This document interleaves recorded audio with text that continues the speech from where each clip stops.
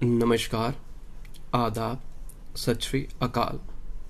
तो बेटा, पिछले वीडियो लेक्चर में मैंने आपसे जो डिस्कस किए थे 42 तक एमसीक्यूज, इस वीडियो लेक्चर में 43 ऑनवर्ड्स मैं वीडियो जो क्वेश्चंस होंगे वो आपसे डिस्कस करूंगा। अब इसमें क्या दिया है 43 में, revenue expenditure is transfer to. इसे कहाँ पर ट्रांसफर किया जाता है बेटा? इसे हम trading and profit loss account में ट्रांसफर करते हैं।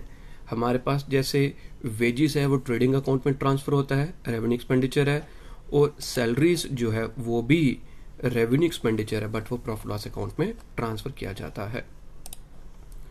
Revenue income is transfer to, similar basis पर रेवेन्यू इनकम तो वो भी ट्रेडिंग एंड प्रॉफिट लॉस में ट्रांसफर की जाती है। Next one is capital expenditure is included in. जो कैपिटल एक्सपेंडिचर है वो किस में इंक्लूड होता है, कहां पर शो किया जाता है? सो इट इज इंक्लूडेड और it is shown in the balance sheet. Balance sheet में जितने भी कैपिटल आइटम्स होंगी, जितने भी एसेट्स होंगे, they all are shown in the balance sheet. Capital receipts are shown in, तो कैपिटल रिसिट्स भी बैलेंस शीट में ही शो की जाती हैं। Outstanding salaries is shown as, तो आउटस्टैंडिंग सैलरी, अब इसमें जो एक बहुत इंपॉर्टेंट पॉइंट है, अगर आउटस्टैंडिंग सैलरी हमारे पास एडजस्टमेंट में दी है, अगर आउटस्टैंडिंग सैलरी एडजस्टमेंट्स में दी गई है, तब इसका डबल इफेक्ट आता है। एक तो जो सैलरीज है वो प्रॉफिट लॉस अकाउंट में आती है, तो मैंने अपने लेक्चर में भी समझाया हुआ है।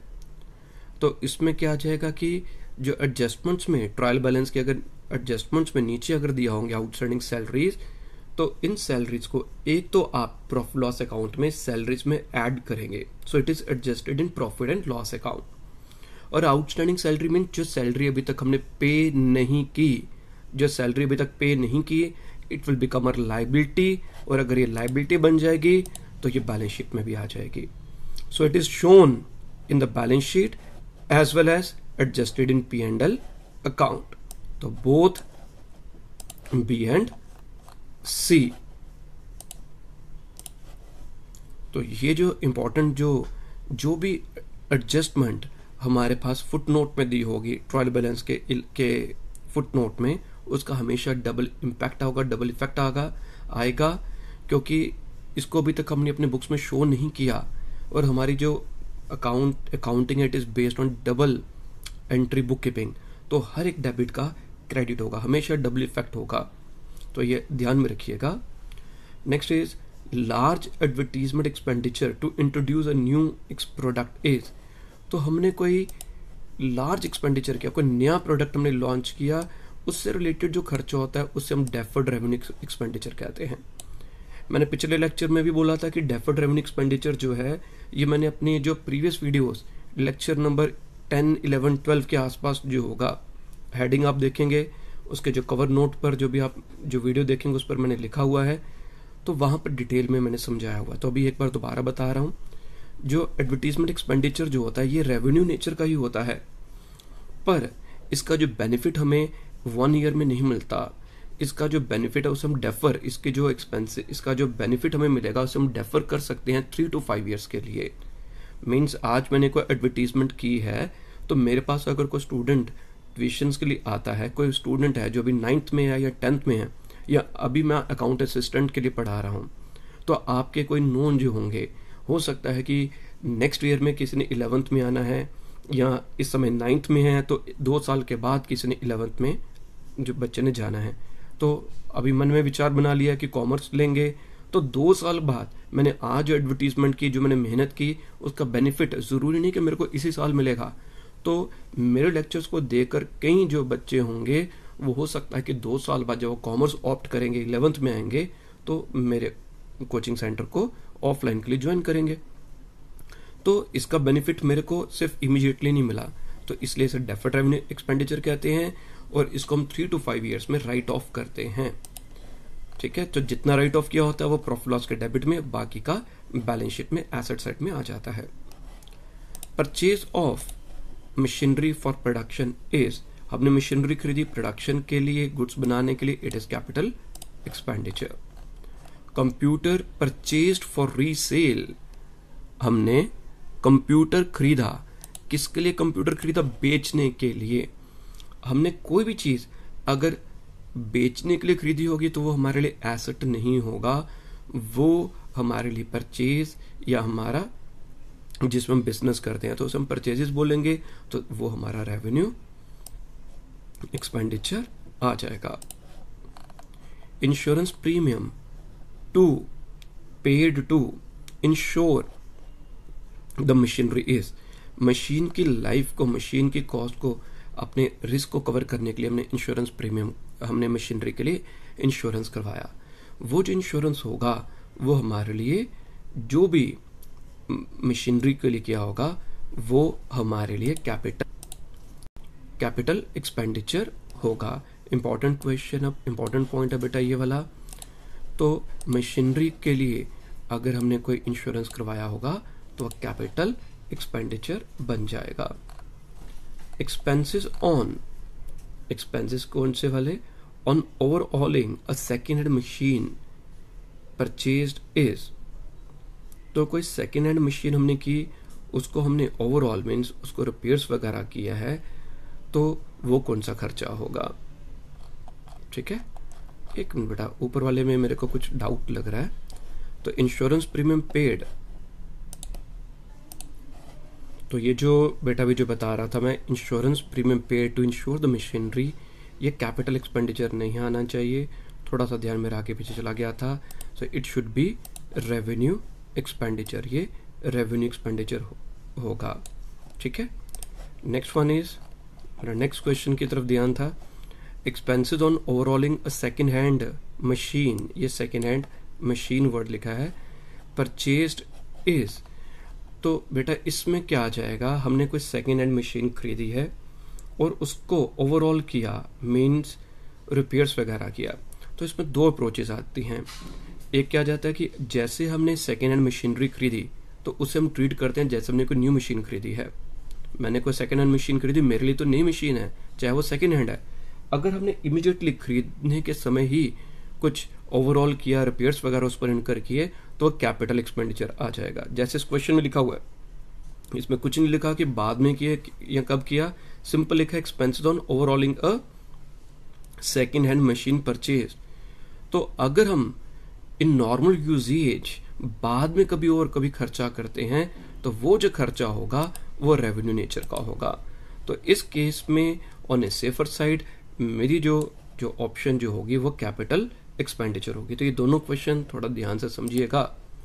ठीक है, तो अगर हमने सेकेंड हैंड मशीन खरीदी और इमीडिएटली अगर हम रिपेयर्स ओवरऑल उसको करते हैं तो कैपिटल नेचर का खर्चा होता है, और बाद में इन द नॉर्मल यूजेज अगर हम कोई रिपेयर्स वगैरह करते हैं तो रेवेन्यू एक्सपेंडिचर होता है।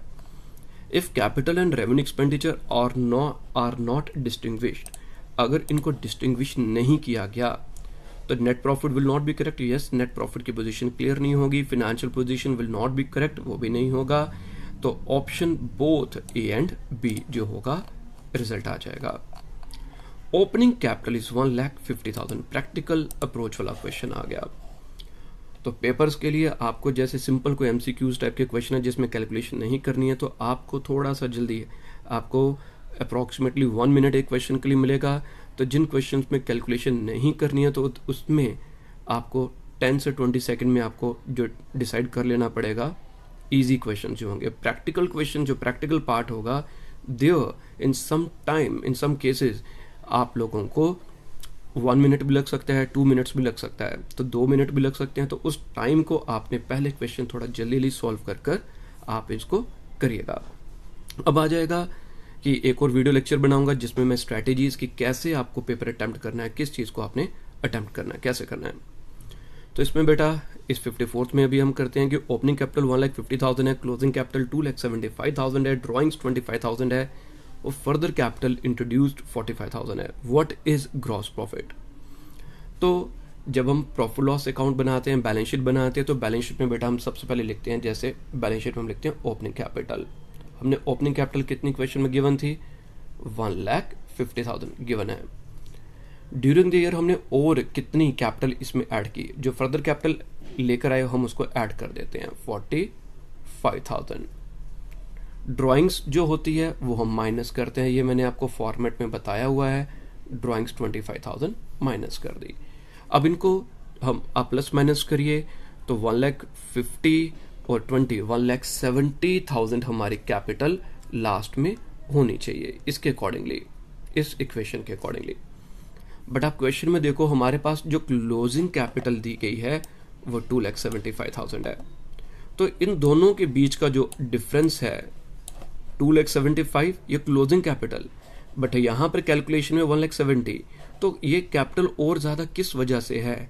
तो उसका कारण क्या है कि जब इस कैपिटल में इसमें हम प्रॉफिट भी ऐड करते हैं, इसमें हम क्या ऐड करते हैं, इसके अलावा हम इसमें प्रॉफिट भी ऐड करते हैं। जब हम प्रॉफिट ऐड करेंगे तो क्लोजिंग कैपिटल आ जाएगी।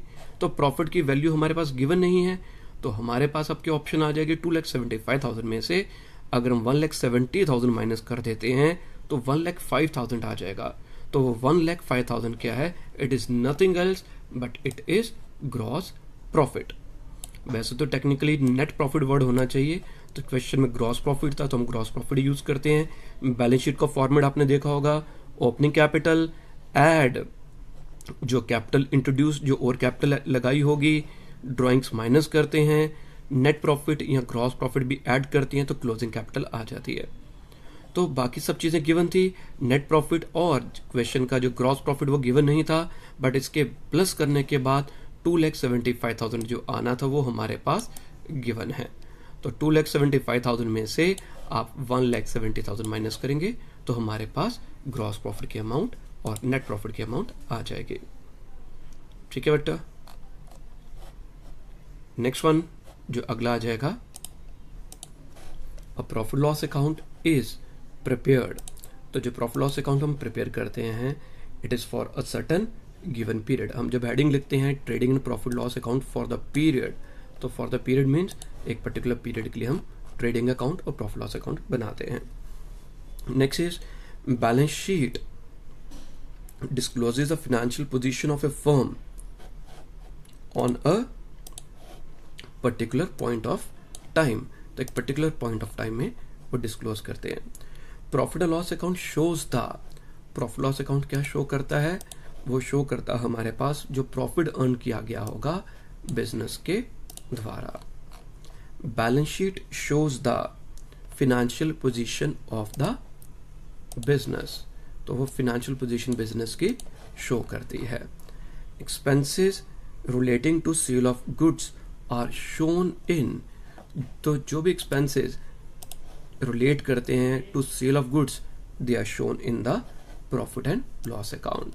प्रोडक्शन वाले ट्रेडिंग में आते हैं, सेल वाले प्रॉफिट लॉस अकाउंट में आते हैं।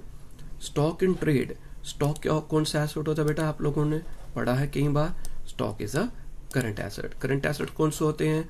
all those assets which can be converted into cash within 12 months. Next is the valuation of closing stock is at, closing stock हम किस पर वैल्यू करते हैं? तो ये अकाउंटिंग कंसेप्ट में आ जाता है। तो जो हमारा कंजर्वेटिज्म अप्रोच आ जाता है, कंसेप्ट है, वो क्या कहते हैं कि हम क्लोजिंग स्टॉक को वैल्यू करते हैं कॉस्ट और market price whichever is less।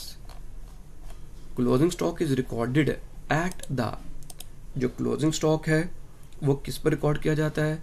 वो बैलेंस शीट में भी रिकॉर्ड किया जाता है और ट्रेडिंग अकाउंट में भी रिकॉर्ड किया जाता है। ट्रेडिंग अकाउंट में क्रेडिट साइड में आता है और बैलेंस शीट में एसेट साइड में आता है। अगर क्लोजिंग स्टॉक हमारे पास एडिशनल फॉर्मेशन में होगा तब ऐसे आएगा। अगर क्लोजिंग स्टॉक हमारे पास ट्रायल बैलेंस में गिवन होगा, ट्रायल बैलेंस का ही पार्ट होगा, मैंने ट्रायल बैलेंस में समझाया कि कई बार हम क्लोजिंग स्टॉक को ट्रायल बैलेंस में भी लिख सकते हैं। तो उन परिस्थितियों में, उस कंडीशन में ट्रायल जो हम क्लोजिंग स्टॉक होगा सिर्फ और सिर्फ बैलेंस शीट में हम शो करेंगे। किस में करेंगे? सिर्फ और सिर्फ बैलेंस शीट में। Next one is if closing stock appears in the trial balance it is transfer to, जो मैंने अभी पॉइंट आपसे डिस्कस करा था, तो बेटा वो नेक्स्ट MCQ में आ गया। अगर क्लोजिंग स्टॉक किस में अपेयर करता है? सिर्फ ट्रायल बैलेंस में अपेयर कर रहा है, तब उसे हम कहाँ पर शो करेंगे? तब उसे हम सिर्फ और सिर्फ बैलेंस शीट में ही शो करेंगे। Marshalling of balance sheet means, तो मार्शलिंग भी समझाया था मैंने, balancing and marshalling. Marshalling means ordering of its assets and liabilities.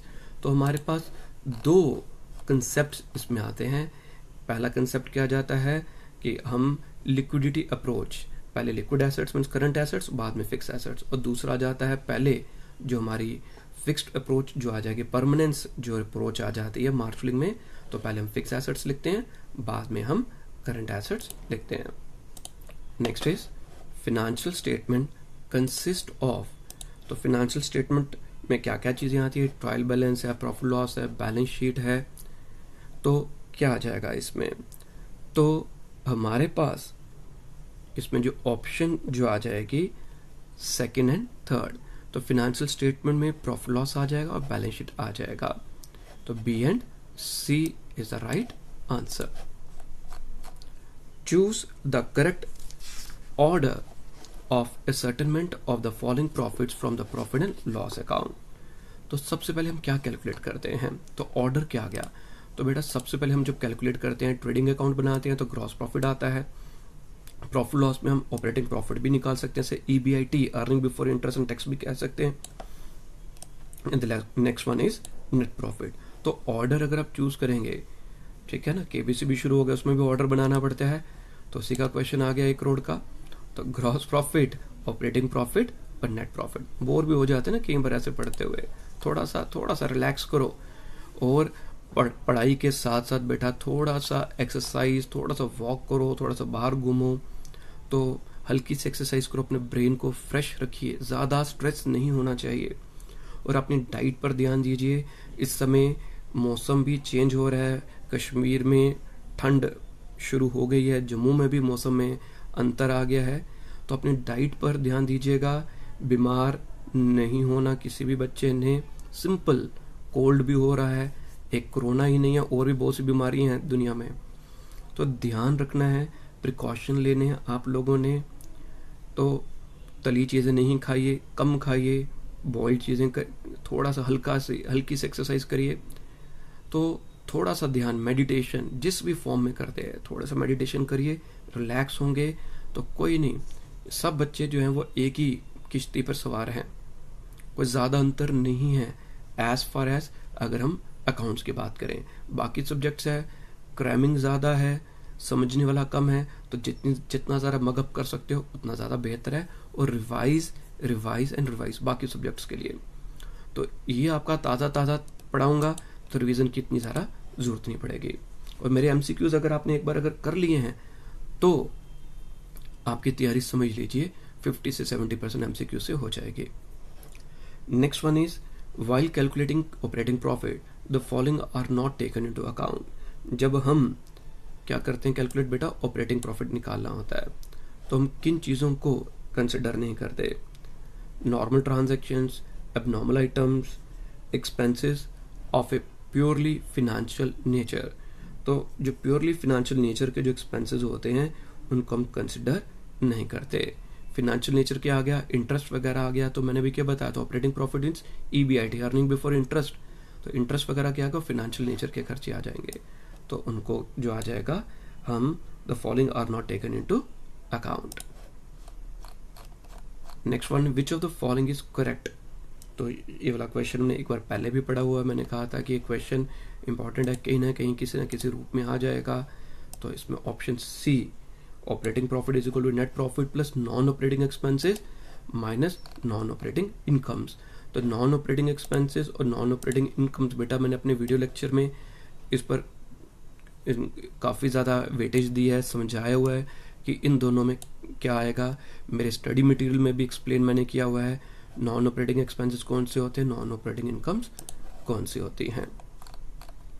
तो जिन बच्चों को अभी तक स्टडी मटेरियल नहीं मिला, स्टडी मटेरियल अगर चाहते हैं तो आप मेरे को व्हाट्सएप कर दीजिएगा मेरे नंबर पर for study material and for MCQs, और जो मेरा व्हाट्सएप नंबर है वो आ जाएगा बेटा 788-99303113 और बेटा कॉल्स को थोड़ा सा कम कर दीजिए, कॉल नहीं करिए, मैं सुन नहीं पाता, फिर आपके मैं लेक्चर्स वगैरह नहीं रिकॉर्ड कर पाता, तो कॉल्स की जगह आप व्हाट्सएप कर दीजिए।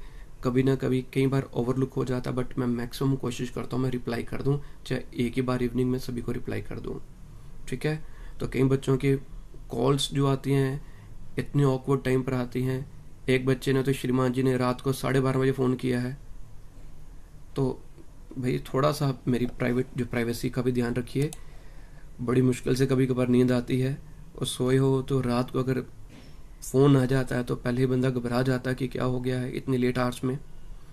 तो थोड़ा सा ध्यान दीजिए। 12:30 कोई 11:45 कर रहा है, कोई 11:30 कर रहा है, तो प्लीज़ व्हाट्सएप करिए। कोई भी डाउट होगा रिप्लाई करूँगा। कई बार कई बच्चों के डाउट्स होते हैं वो मैं नहीं कर पाता रिप्लाई, पर बाद में जब वो एक और बार कोई पूछते हैं तो पुराना डाउट भी अगर उधर होता है तो मैं दोनों का रिप्लाई कर देता हूँ। ठीक है जी। Next one is the purpose of, जो पर्पस आ जाएगा of financial accounts is to ascertain. तो पर्पस क्या आ जाता है फिनेंशियल अकाउंट्स का? तो it is to ascertain the profit और लॉस एंड फिनेंशियल पोजीशन। तो जब हम profit and loss trading and P&L account बनाते हैं तो प्रॉफिट एंड लॉस या फिनेंशियल पोजीशन जो होगा परफॉर्मेंस और उसके लिए बनाया जाता है। फिनेंशियल स्टेटमेंट्स आर प्रिपेयर्ड, तो ये कब प्रिपेयर की जाती है? So they are prepared at the end of the accounting year. तो ये अकाउंटिंग ईयर के एंड में प्रिपेयर की जाती है, असेसमेंट ईयर के एंड में नहीं प्रिपेयर की जाती है। ठीक है। तो असेसमेंट ईयर इनकम टैक्स का जो कंसेप्ट आ जाएगा तो वो मैं फिर लेटर कभी किसी और लेक्चर में डिस्कस करूंगा, तो इसमें थोड़ा सा टाइम ज़्यादा लग जाएगा। तो अभी आप ये रखिए कि जो हमारा फिनेंशियल ईयर होता है, जिस ईयर के लिए हम बुक्स बनाते हैं, उसे हम अकाउंटिंग ईयर कहते हैं। Next one is balance sheet is prepared to know. Balance sheet prepare की जाती है किस चीज़ के लिए? बैलेंस शीट प्रिपेयर की जाती है फिनेंशियल पोजीशन को समझने के लिए प्रिपेयर की जाती है।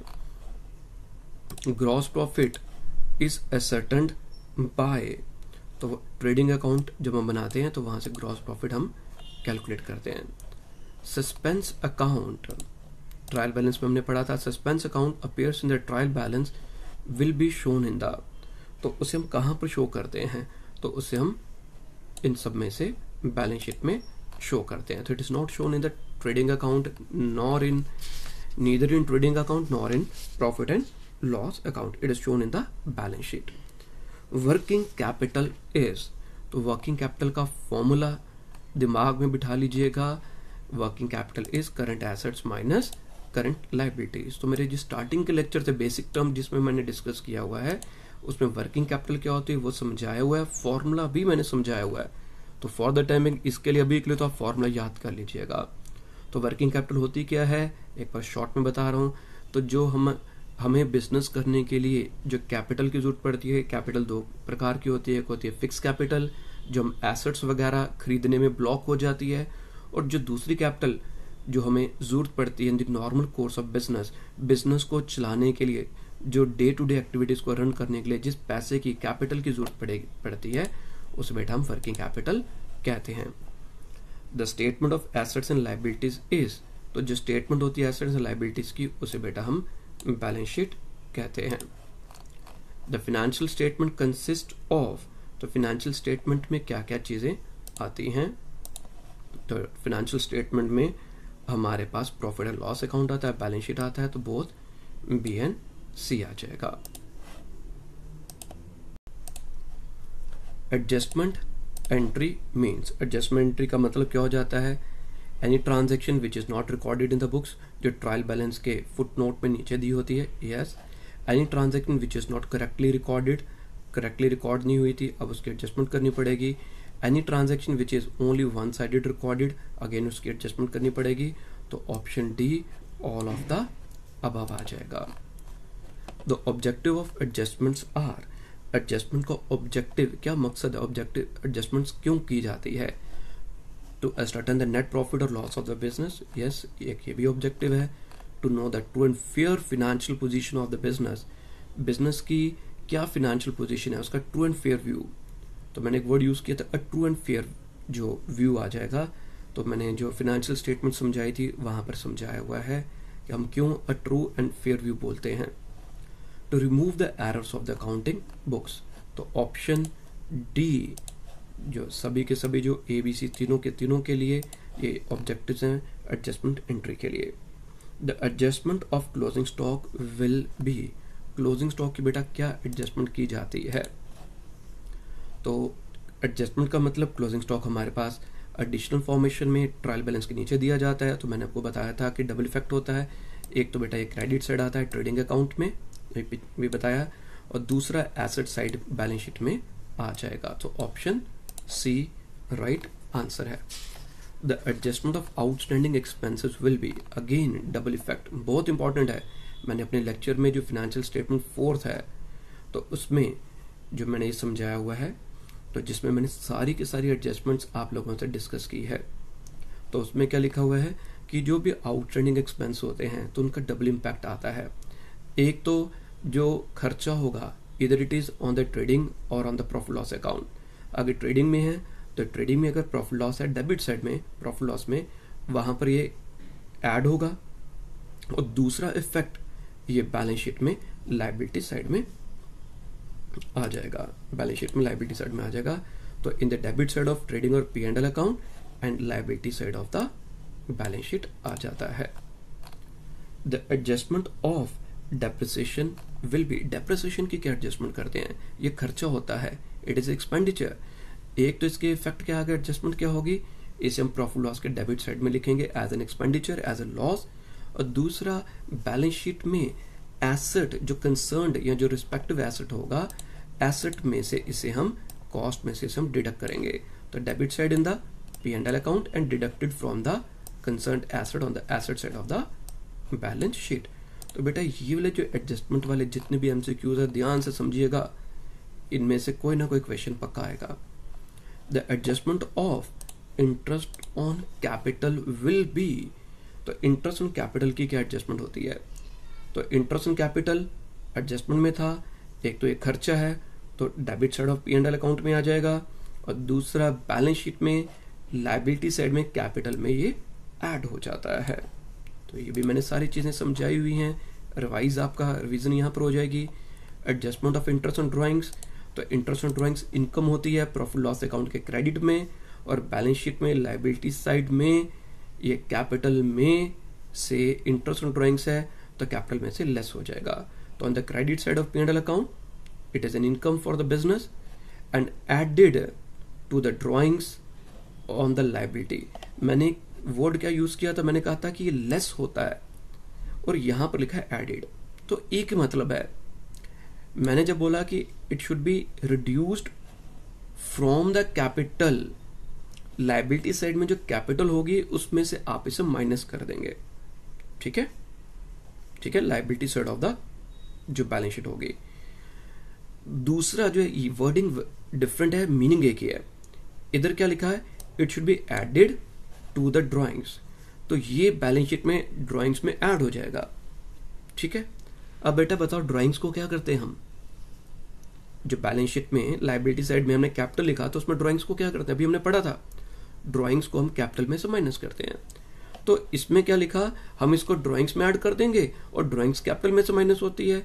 तो इसकी जगह अगर वर्डिंग आ जाती है कि एक तो credit side of P&L account आता है and deducted from the capital on the liability side of balance sheet, दोनों का मतलब एक ही है। तो option C, option C. The adjustment of further bad debts, जो फर्दर बैड डेट्स मतलब आ जाता है कि जो पैसा हमारा डूब गया, तो जो पैसा हमारा डूब गया एडजस्टमेंट में होगा। एक तो डेबिट साइड में प्रॉफिट लॉस अकाउंट में आ जाता है। अगर हमारे पास ऑलरेडी बैड डेट्स वहां पर दिए हुए हैं, अगर हमारे पास ऑलरेडी बैड डेट्स दिए हुए हैं प्रॉफिट लॉस अकाउंट के में, तो हम प्रॉफिट लॉस अकाउंट जो होगा उसमें जो बैड डेट्स ऑलरेडी अगर हैं तो उसमें ये ऐड कर देंगे। अगर ऑलरेडी बैड डेट्स नहीं दिए हुए तब हम debit side of P&L account लिख देंगे। अगर पहले से है वहां पर कोई और बैड डेट्स हैं तो उसमें ये क्लब कर देंगे, अगर नहीं है तो डेबिट साइड लिख देंगे, ठीक है जी। एंड डिडक्टेड, इसके अलावा बैलेंस शीट में एसेट साइड में डेटर्स में से इसे हम डिडक्ट कर देंगे, बैलेंस शीट में एसेट्स में से डिडक्ट कर देंगे, ठीक है बच्चों। तो आज के इस लेक्चर में अभी इतना ही हम रखते हैं। नेक्स्ट लेक्चर में मैं बाकी के क्वेश्चंस जो आपसे डिस्कस करूंगा, तो इन जो MCQs को अच्छे ढंग से पढ़ लीजिए, सुन लीजिए। कोई भी डाउट्स है कमेंट बॉक्स में लिखिए। तो इस वीडियो लेक्चर से रिलेटेड कोई भी सवाल, कोई भी सुझाव आप कमेंट बॉक्स में लिखिए और अपना प्यार बनाए रखिए। इस चैनल को आप बाकी एस्पिरेंट्स के साथ शेयर करिए, इसको बाकी बच्चों तक पहुंचाएं ताकि उनका भी भला हो सके। ठीक है, तो उनको भी एक बेहतर जो एजुकेशन का राइट मिल सके, पढ़ने का मौका मिल सके। ठीक है बेटा, तो आज के लिए इतना ही। Bye bye, take care, have a nice time.